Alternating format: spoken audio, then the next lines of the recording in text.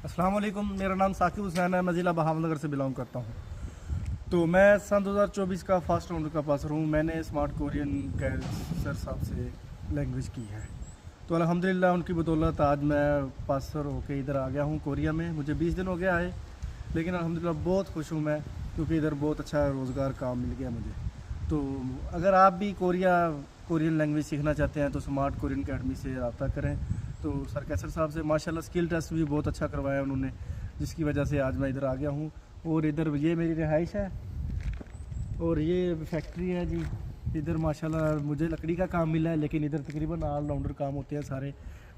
Steel का भी होता है, वेल्डिंग का भी होता है, लेकिन मैंने कहा जी मैं लकड़ी का काम कर सकता हूँ, तो उन्होंने मुझे लकड़ी का काम ही दिया है। तो अगर आप भी कोरिया आना चाहते हैं तो स्मार्ट कोरियन अकेडमी से ज़रूर रब्ता कीजिएगा। कैसर साहब से बहुत शुक्रिया, उनकी बदौलत अल्हम्दुलिल्लाह मैं आज कोरिया पहुँच गया हूँ।